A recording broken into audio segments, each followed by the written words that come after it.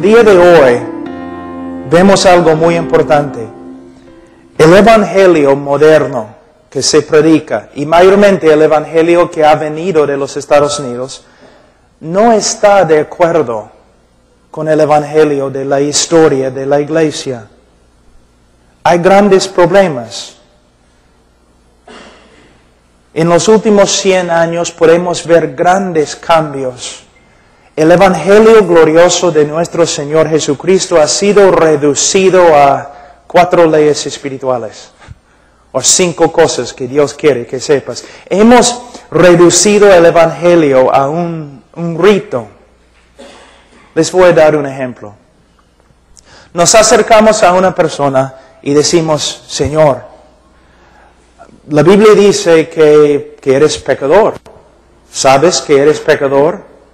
Si la persona dice sí, entonces, la próxima pregunta, ¿quieres ir al cielo? Si la persona dice, sí, quiero ir al cielo, entonces la próxima pregunta, entonces, ¿quieres orar para pedir a Cristo que entre en tu corazón? Si la persona dice sí, entonces oramos con Él. Y después de la oración, preguntamos, ¿te salvó Dios? Si la persona dice, bueno, no estoy seguro, entonces decimos, por supuesto te salvó, porque Él prometió salvarte. Hemos reducido el Evangelio de Cristo a nada más que algunas preguntas superficiales. Y si una persona contesta bien, lo declaramos salvo. Pero no es el Evangelio. Primeramente, si tú dices a una persona, ¿sabes que eres pecador? Si dices sí, no significa nada. El diablo sabe que es pecador. ¿Te das cuenta? Pregunta al diablo. Él te va a decir, por supuesto soy pecador. El mejor pecador que hay.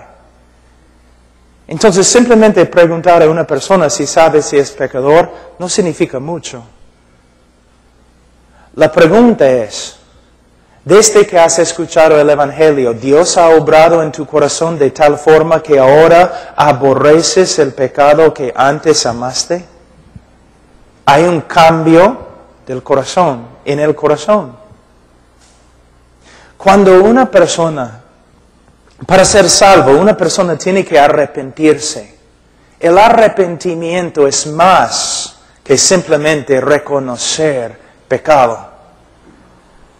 El arrepentimiento involucra un cambio del corazón, un cambio creado por la obra del Espíritu Santo a través de la prédica del Evangelio.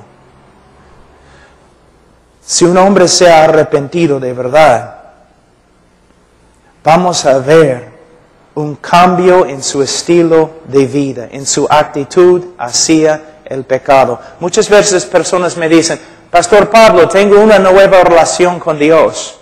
Y yo siempre digo, bueno, ¿tienes una nueva relación con el pecado? Porque si tienes una nueva relación con Dios, vas a tener una nueva relación con el pecado. El pecado que antes amaste, ahora vas a aborrecer. Pero si una persona dice que sí, sabe que es un pecador, entonces preguntamos, ¿quieres ir al cielo? ¿Quién no? ¿Quién va a decir, no, me gustaría ir al infierno? ¿Quieres ir al cielo? Mira, todos quieren ir al cielo. Es que nadie quiere que Dios esté cuando llegue. Todos quieren ir al cielo, pero no es la pregunta. La pregunta es, ¿ahora estimas al Dios que antes ignorabas y hasta odiabas? Tu relación con Dios ha cambiado. Todo el mundo acá quiere ir al cielo. Por esta causa tenemos teoría política, estudiamos la ciencia política, todo lo demás, para tratar de crear un cielo en la tierra. Todos los hombres quieren ir al cielo, pero pocos hombres buscan a Dios. Entonces la pregunta no es, ¿quieres ir al cielo? La pregunta es, ¿Dios ha obrado en tu corazón de tal forma que ahora puedes entender algo de su valor? y tienes un nuevo deseo de buscarle. Si una persona dice que es pecador, y si una persona dice que sí quiere ir al cielo, mayormente en el evangelismo en el día de hoy preguntamos, ¿quieres orar para que Cristo entre en tu corazón? Bueno, hay un problema ahí, porque no hay ningún texto en la Biblia que sostiene una pregunta así. No hay, no existe. Vamos a Marcos un ratito. Esa es solamente una introducción, no es la prédica, pero quiero que vean el problema. Marcos 1, 15 o 14, vamos a decir. Después que Juan fue encarcelado, Jesús vino a Galilea predicando el evangelio del reino de Dios, diciendo, el tiempo se ha cumplido y el reino de Dios se ha acercado. Ahora, ¿quién quiere que yo entre en su corazón?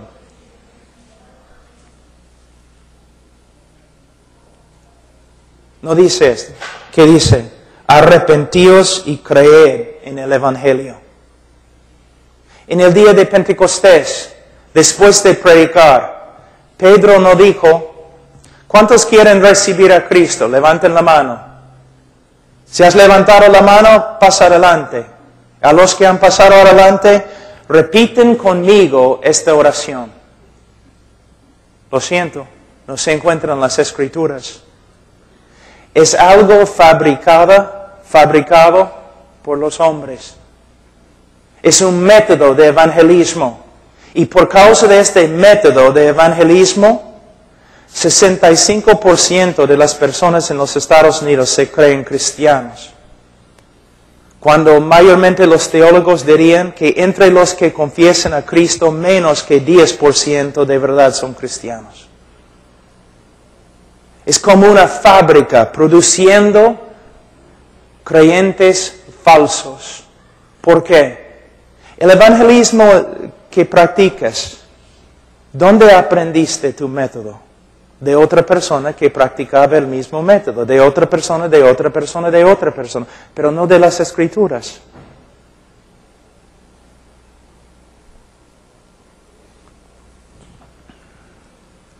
Otro problema muy grande en el evangelismo es el tema principal del evangelio. Pocos entienden lo que es el tema principal.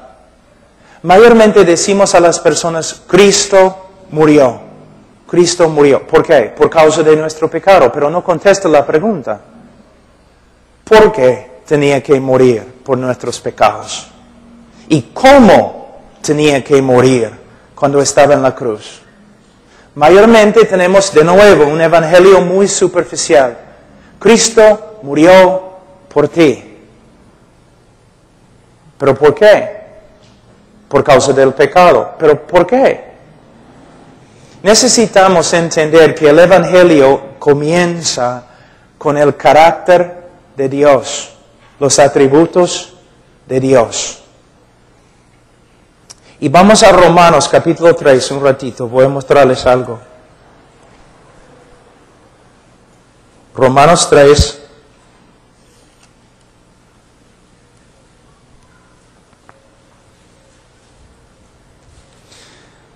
En versículo 25, hablando de la persona de Jesucristo, las Escrituras dicen, a quien Dios puso como propiciación por medio de la fe en su sangre para manifestar su justicia a causa de haber pasado por alto en su paciencia los pecados pasados, con la mira de manifestar en este tiempo su justicia a fin de que Él sea el justo y el que justifica al que es de la fe de Jesús. Muchos teólogos han dicho que este texto es el texto más importante en toda la Biblia. Y de hecho, si no entiendes este texto, sería muy difícil predicar el Evangelio. ¿Qué está diciendo Pablo? Él habla de una palabra muy importante, propiciación. ¿Sabe lo que es? Él habla de la necesidad de que Dios sea justo y el que justifica al pecador. Aquí podemos ver la parte principal de lo que es el Evangelio. ¿Por qué Cristo tenía que morir y cómo tenía que morir? Primeramente, tienes que ver algo. Si Dios es justo, Él no puede perdonar. Si Dios es justo, Él no puede perdonar. Les doy un ejemplo, es un ejemplo que doy siempre. Vamos a decir que alguien ha matado a toda tu familia y tú capturas a la persona que ha asesinado a tu familia y lo llevas a la policía. Y la policía presenta al asesino al juez. Y el juez mira a la persona que ha matado a toda tu familia y dice, soy un juez lleno de amor, por eso te perdono. Te perdono. Vete. ¿Cómo vas a responder? Tú vas a decir que el juez es más corrupto que los mismos criminales a los cuales él da libertad. Tú vas a escribir al presidente, el Congreso, quizás vas a llamar el periódico para quejarte acerca de un juez tan corrupto como él. ¿Por qué? El juez tiene que hacer justicia. Si un juez no hace justicia, no es un juez justo. Dios es el juez de toda la tierra. Él no puede simplemente perdonar al pecador. Antes que Él puede perdonar, Él tiene que satisfacer su propia justicia. Alguien tiene que pagar. Tú dices, claro, Cristo tenía que pagar, pero ¿cómo? En el mundo hispano hay algo que yo he dado hay algo que llamo el evangelio romántico. Es un evangelio que no tiene mucho que ver con las Escrituras. Presenta a Jesús como un mártir. Habla siempre de todo lo que los romanos y todo lo que los judíos hicieron a Jesús en la cruz. Habla tanto de estas cosas que uno tiene que pensar, bueno, entonces somos salvos por medio de lo que los hombres hicieron a Jesús. Somos salvos porque ellos lo clavaron a una cruz. Somos salvos porque le golpearon. Somos salvos porque traspasaron su corazón con una lanza. Entonces, por medio del sufrimiento de Jesús causado por los hombres, Dios nos justificó. Dios satisfizo la justicia por medio de lo que Jesucristo sufrió a las manos de los hombres. No. El sufrimiento causado por los hombres tiene mucho que ver con nuestra redención. Pero lo que tienes que ver es lo siguiente. Isaías 53:10. Isaías 53:10. ¿Qué dice?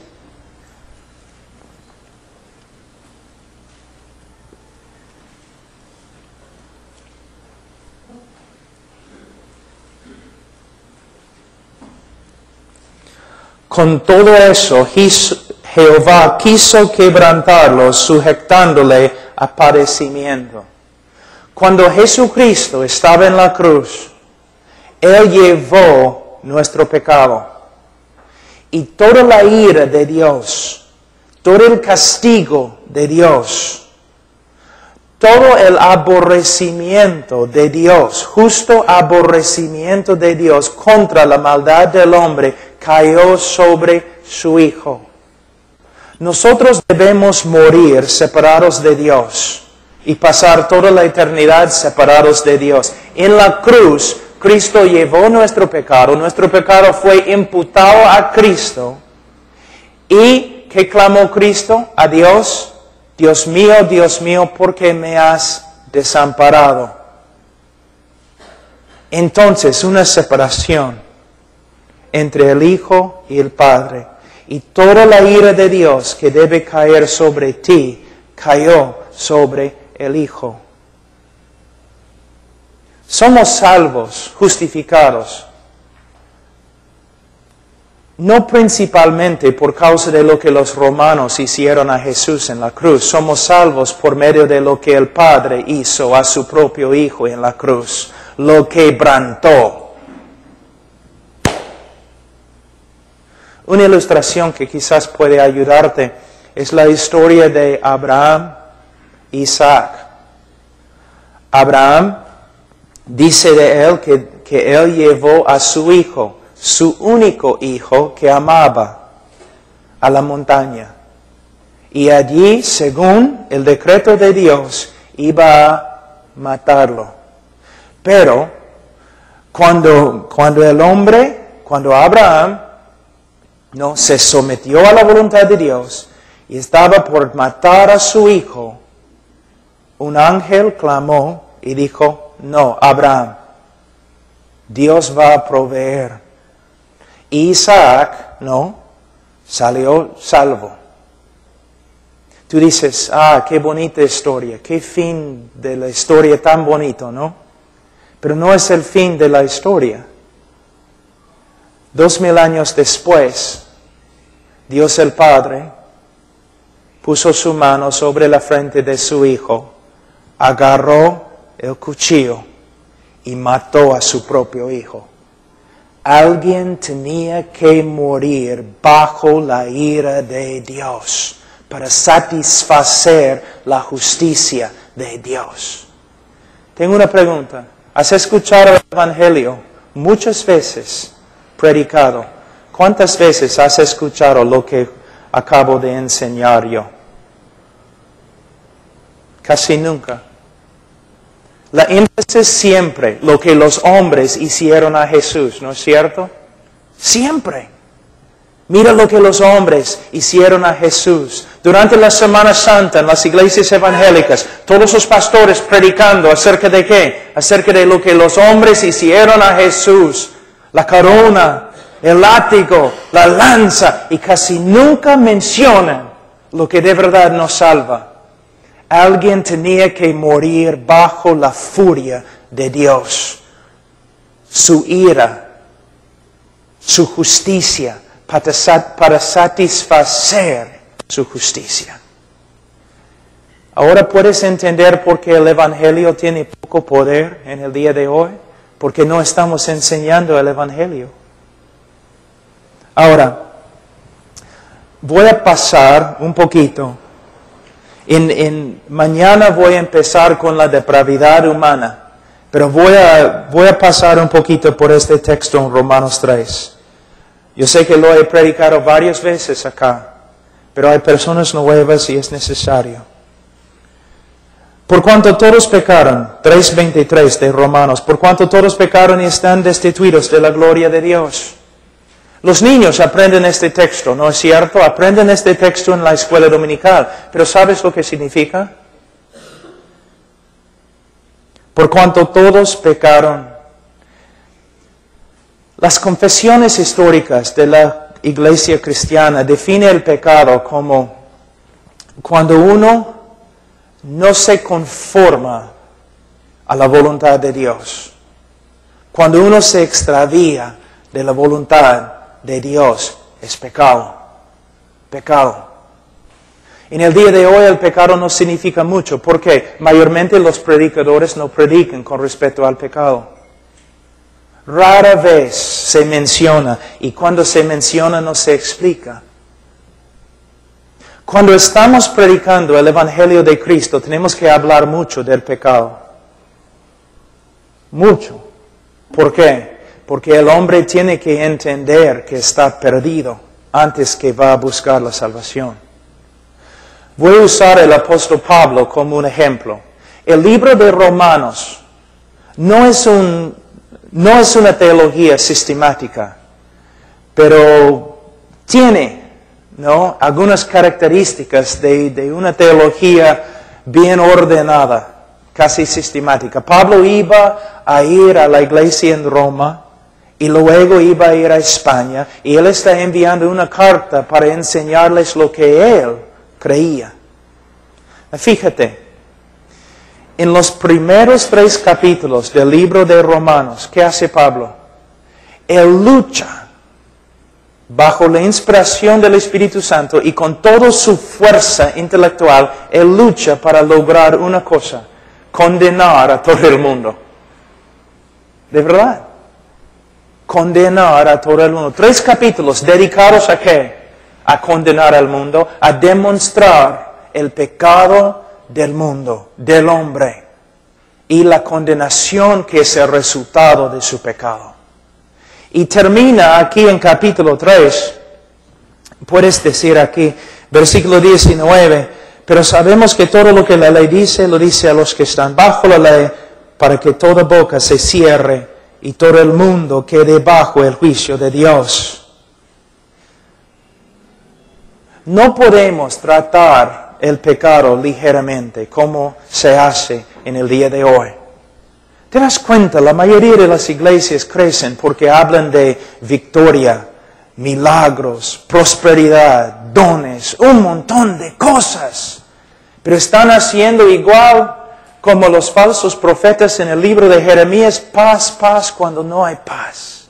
Gente que está hablando de sus dones, sus milagros, su victoria, su prosperidad, mientras viven en pecado.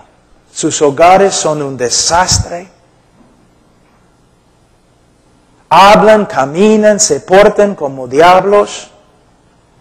Muchas personas en el día de hoy que están en las iglesias evangélicas ni son salvas. Y una de las razones por las cuales no son salvas es porque los predicadores no están predicando el evangelio. Tenemos que enfrentar al hombre con su pecado. No debemos ser hombres enojados, ni con espíritus críticos, ni nada así. Pero si amamos a los hombres, tenemos que hablarles de su pecado. Y tenemos que luchar, como el apóstol Pablo, para exponer su pecado, para manifestar su pecado, para que puedan ser sanos después. Mi mamá murió hace 2 años de cáncer, 1 año y medio. Yo recuerdo cuando fuimos al médico, era un buen médico, y él, yo podía ver cuando entraba en el cuarto, él estaba un poco preocupado y triste, y por fin se acercó a mi mamá y dijo: señora, usted tiene cáncer, y si no operamos ahora mismo, usted va a morir. Y aunque no hacemos todo lo posible, es todavía posible, probable, que vas a morir. Ahora, fue muy difícil, ¿no? El médico tuvo que hacer algo muy difícil, enfrentar a mi mamá con su problema. Pero si no lo hubiera hecho, habría sido un médico inmoral. Inmoral. Si él dice: no, tengo miedo, no quiero hacerle daño, ella se va a ofender, no puedo decirle que tiene cáncer. Bueno, si no vas a decirle que tiene cáncer, no puedes salvarla. De la misma forma, la vida cristiana en el día de hoy ha llegado a ser nada más que un circo. Las iglesias como un circo.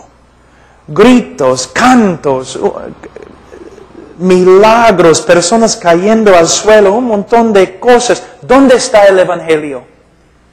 ¿Dónde está el evangelio de Cristo?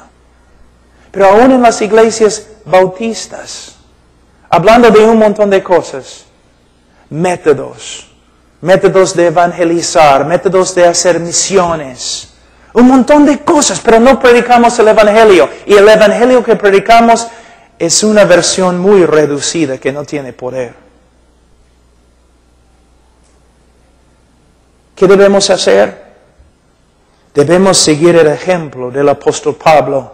Debemos usar las Escrituras para exponer, para manifestar el pecado de los que nos oyen. Pero también no solamente debemos hablar del pecado, pero debemos hablar de la solución, que es la gracia de Dios. La gracia de Dios. Que la salvación no es por medio de las obras, sino por medio de una obra. de Dios por medio de la gracia. En versículo 23 dice, por cuanto todos pecaron y están destituidos de la gloria de Dios, siendo justificados gratuitamente por su gracia. Gratuitamente.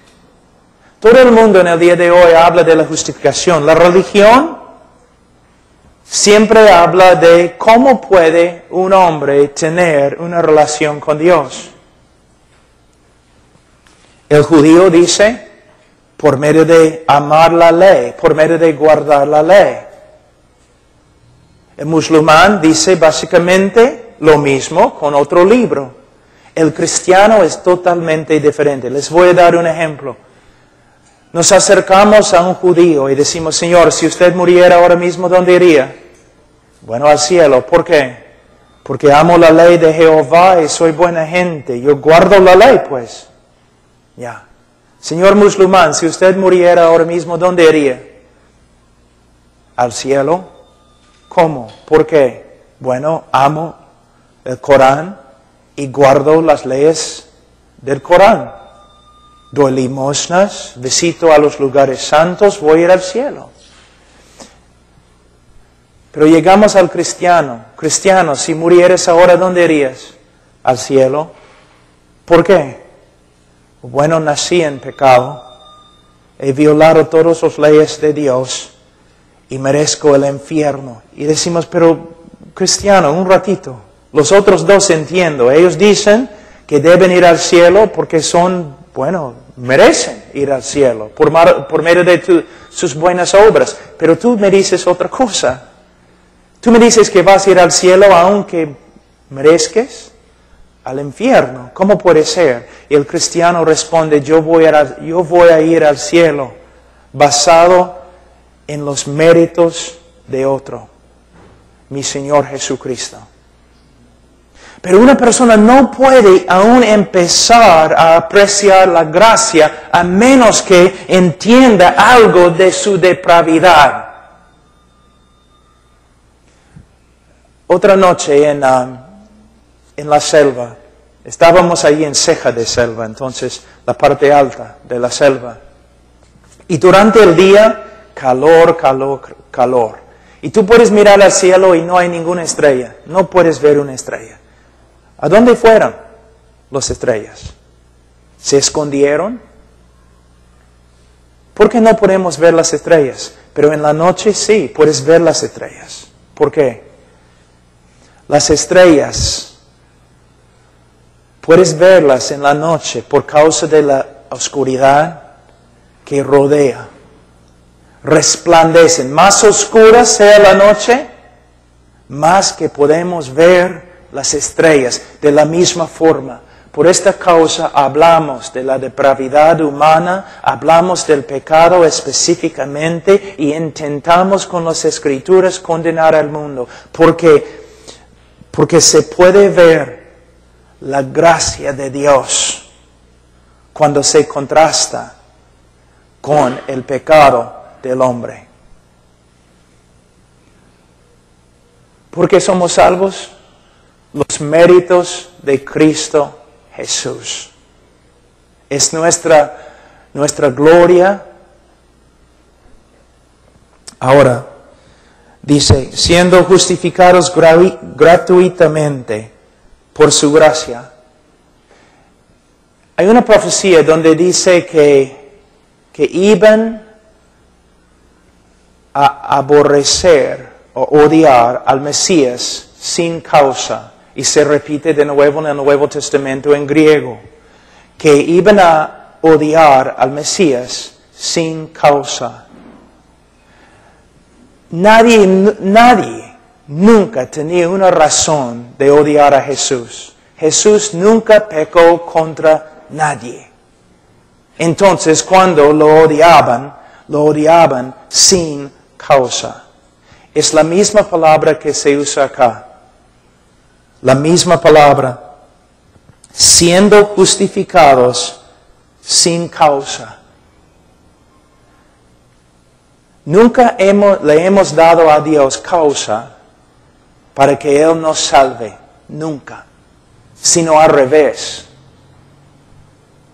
al revés. Pero Dios nos salvó, nos justificó sin causa, a pesar de lo que hemos hecho, por medio de los méritos de Jesucristo, quien murió en nuestro lugar. Ahora, dice aquí en versículo 25, a quien Dios puso como propiciación. ¿Sabe lo que es propiciación? Algunos dicen que es la palabra más importante en toda la Escritura. Propiciación. Se refiere a un sacrificio.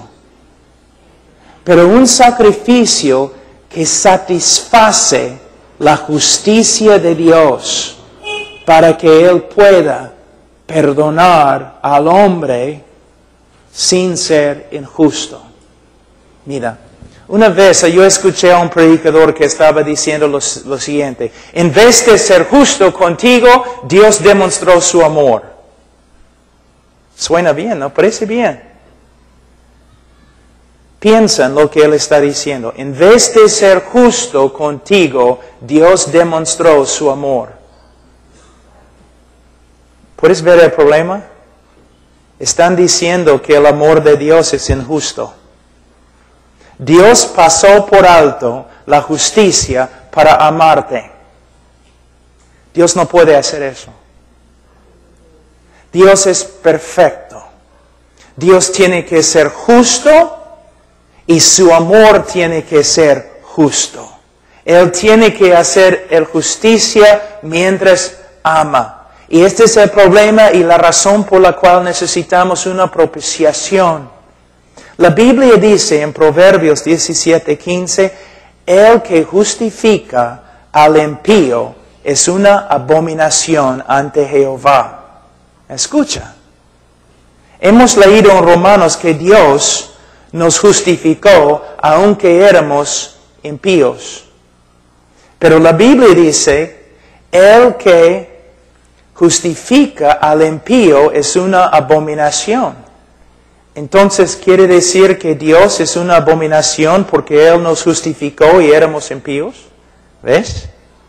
Ahí es el problema más grande. Es el centro del Evangelio. ¿Cómo puede Dios, como Pablo dice aquí en Romanos 3, cómo puede Dios ser justo y a la vez justificar al impío? Es el problema más grande de las Escrituras. Si Él es justo, tiene que condenar al impío. Pero si nos condena, no hay esperanza de salvación. Si Dios hubiera condenado toda la tierra, todos los hombres al infierno, así, al toque, si lo hubiera hecho, no habría ningún problema filosófico ni teológico, porque es exactamente lo que la tierra merece. Es exactamente lo que el hombre merece. Había necesidad de explicaciones cuando Dios empezó a salvar. ¿Cómo puede un Dios justo perdonar a los que deben morir? Bueno, Él puede hacerlo solamente porque al morir Jesucristo satisfizo una vez para siempre la justicia de Dios. Algo que es muy importante y vamos a hablar un rato de esto. A veces yo escucho a los predicadores y los cantantes cantando y predicando cosas así, ¿no? Dios buscó por todo el cielo para encontrar a alguien, ¿no? Con la buena voluntad, dispuesto a morir por el hombre, pero no podía encontrar a nadie. Dios buscó por la tierra para encontrar una persona que podía morir por el hombre pecador, pero no podía encontrar a nadie. No había ningún ángel dispuesto, ningún hombre dispuesto, o ningún hombre perfecto para morir en el lugar del hombre. Entonces Él tuvo que enviar a su Hijo. No está bien. La teología está muy, muy mal. Un ángel perfecto no podría haber muerto por nuestros pecados. Y Un hombre perfecto no podría haber muerto por nuestros pecados. Él que murió en la cruz por nosotros tenía que ser hombre, porque el hombre ha pecado, el hombre tiene que morir. Pero Él que murió en la cruz tenía que ser más que hombre, más que ángel. Él tenía que tener un valor infinito. Por eso Dios llegó a ser hombre. Y caminó sobre la tierra y vivió una vida perfecta. Y según el plan predestinado de Dios, Él fue clavado en una cruz. En la cruz, Él llevó el pecado de su pueblo y llegó a ser una maldición ante su propio Padre. Mira, Gálatas capítulo 3, un ratito.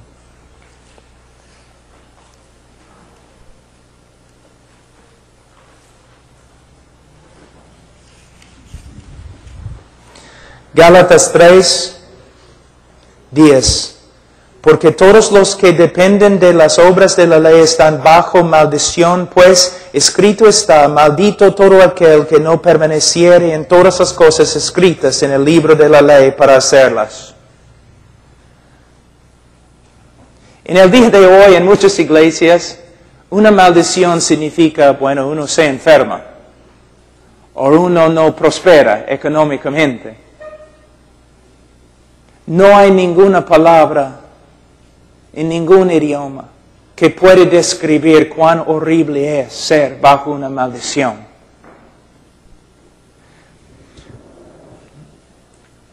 El hecho de que un hombre está bajo una maldición significa que ante Dios y ante todos los seres santos del cielo, el hombre pecador es tan horrible, es tanta una abominación,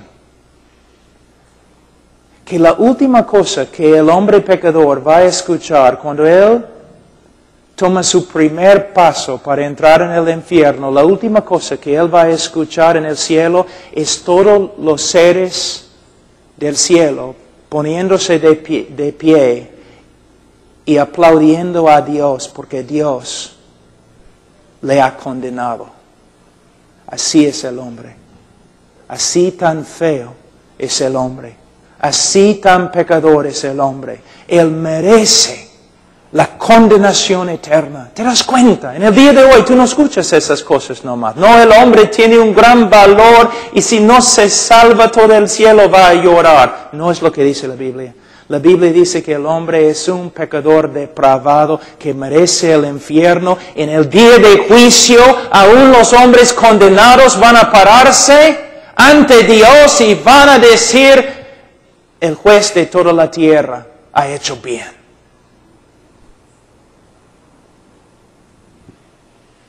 Pero la Biblia dice en versículo 13, Cristo nos redimió de la maldición de la ley, hecho por nosotros maldición.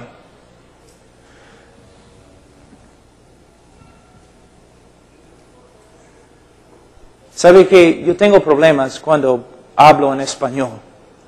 Muy limitado. Pero con respecto a este tema, aún en inglés, me faltan palabras. No hay manera de describir de verdad lo que sucedió en la cruz. Imagínate todas las maldiciones que puedes encontrar en el Antiguo Testamento. Todas las maldiciones que existen allí. Y de ahí ponerlas sobre Jesús. Lo contrario de todas las bendiciones que se encuentran en el Antiguo Testamento sobre Jesús. Toda la ira de Dios contra Él. Cuando Él estaba en Getsemaní, Él oró 3 veces, que pase esta copa de mí. Yo sé lo que los predicadores dicen en el día de hoy. ¿Cuántas veces he escuchado a los predicadores? Sí, la copa, la cruz, el látigo, la lanza. No tiene nada que ver con esas cosas. Y algunos predicadores carismáticos, la copa era la ira de Satanás, he escuchado. Solamente hay que leer la Biblia. A través de toda la Biblia habla de la copa, especialmente en los profetas. La copa de la ira, la furia de Jehová. Toda la furia, el justo aborrecimiento de Dios contra tu maldad fue derramado sobre el Hijo. Y Él llegó a ser una maldición y su Padre le abandonó, le desamparó.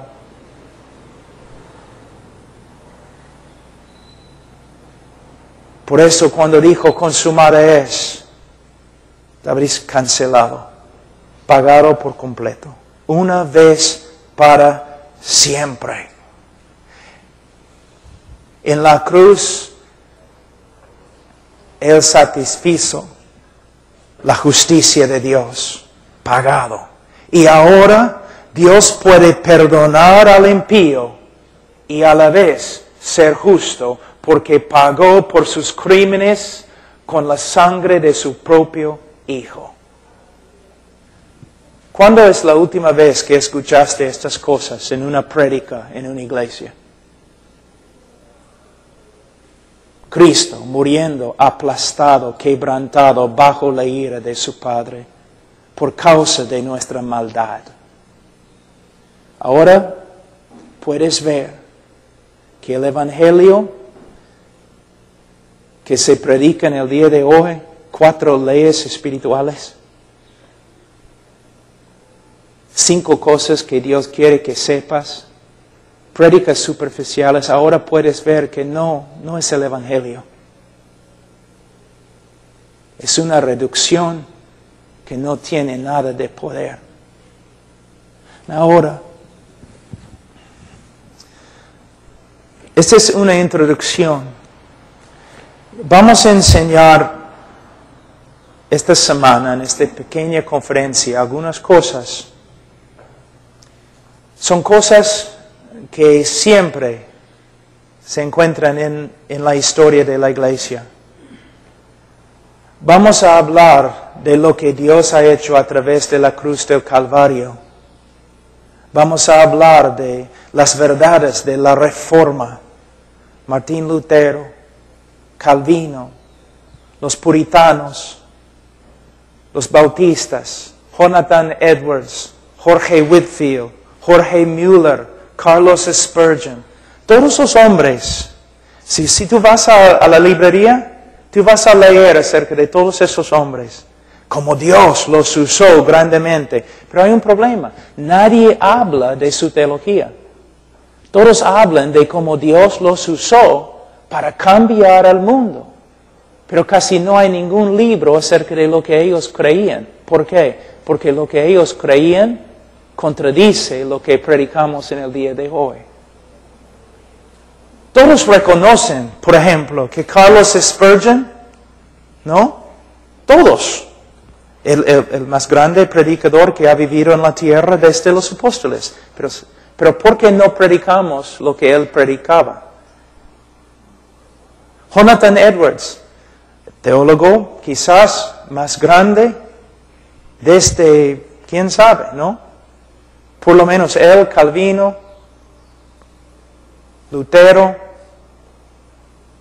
los grandes, ¿qué creían? Una vez has pensado, porque no creían como nosotros en el día de hoy. Hudson Taylor, el famoso misionero a China, ¿qué creía? Porque tenía otro evangelio que nosotros en el día de hoy. Jorge Mueller, el grande hombre de la fe, ¿qué creía? Diferente que nosotros en el día de hoy, su evangelio era diferente. Lo que estoy diciendo es que si estamos aquí para enseñar cosas nuevas, no vale, no tiene ningún valor. Si un predicador te dice que tiene una revelación nueva, corre.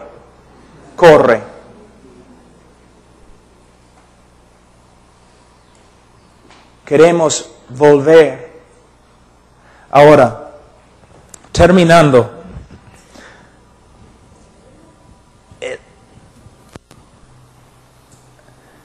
Hermanos, no estamos hablando de tenemos diferencias con respecto a los dones, o tenemos diferencias con respecto a el bautismo, aunque sea muy importante el bautismo.